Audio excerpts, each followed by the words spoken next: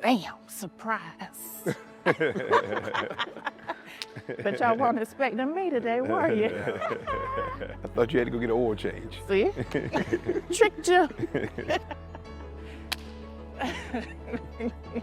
Reporter Gainey. Reporter Gainey. We've been around basketball for a long time, right? I guess it started with you, Justin, playing basketball. Growing up, just being around my dad all the time, I would be with him in the office from whenever first workout was to after the game. I remember I was eating Papa John's pizza and where the post conference would be, and being able to move around everywhere was like difficult as a kid because, you know, making new friends. It really helped me be a chameleon in any kind of environment that I am in. For us, it never seemed difficult for you because you've never met a stranger. You were very resilient throughout all the moves. I mean, you know people all over the United States for the most part. California, Iowa, Minnesota.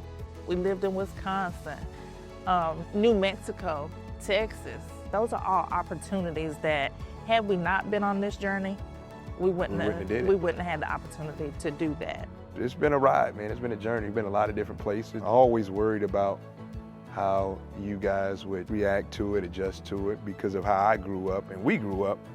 But when talking to y'all, it was always, nah, we good. I'm ready. Let's do it. And probably made the family bond just a little bit stronger because when you move to these new places, I mean, all you have is family to start out. And so you have to remain tight, have to remain that close bond wherever you go. We had a lot of sacrifices, you know. Back in the day, me and Mom would always get into it, like always. Anytime you would be on the road, we'd always get into it. It's like, Mom, can I go? No. Can I do? No.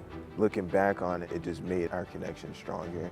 Obviously, you're my mom, but like, it's like I can talk to you as a friend. Obviously, there's a filter, but but I feel comfortable saying whatever it is to it. I mean, I think you guys are like similar. I always say y'all peas in the pot. You probably got more of her personality than you do mine. And so, like when y'all would get into it, because I wasn't around as much, I always was the nice guy. I'm like, hey, let them do it, let them do it.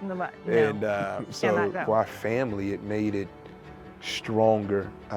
Like you said, you know, because when we get into the cities, that's kind of all we had. And being able to be with you every day is priceless, just because being a basketball coach and your son plays basketball makes it really hard to, you know, to do both. And so being able to do that now is cool. You're catching up on missed time. You know, when I kind of lose sight of it a little bit, there's always other assistants from different teams every game. Man, they say, I'm proud of you, man, congratulations, or man, you living the dream, or like, I hope one day my son and I can share that experience. And for me, when they tell me that, I'm able to reflect on it and say, you know what, it is pretty cool.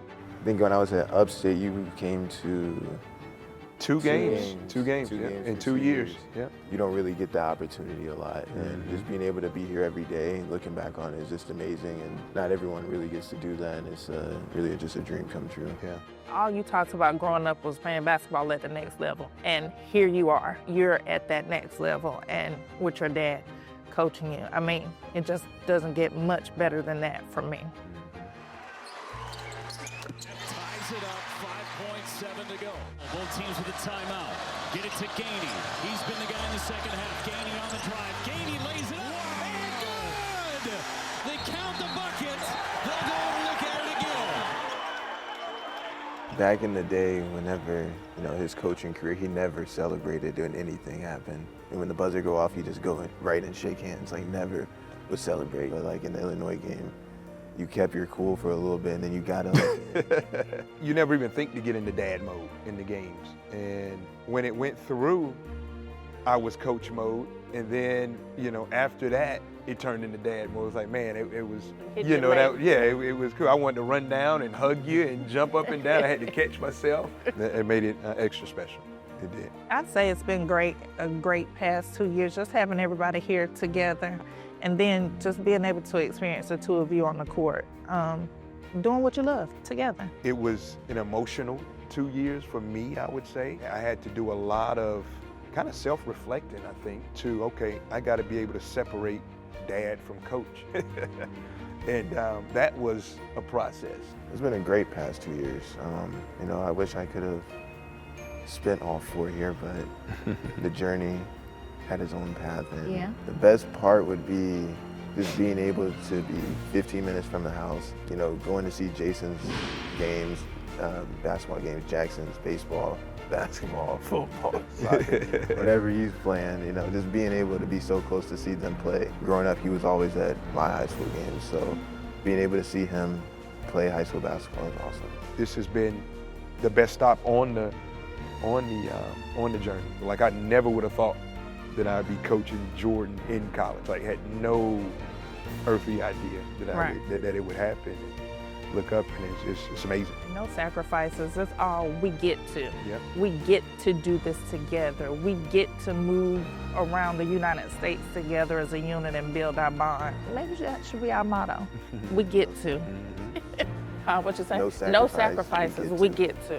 Just being a coach's kid has always been amazing. Yeah.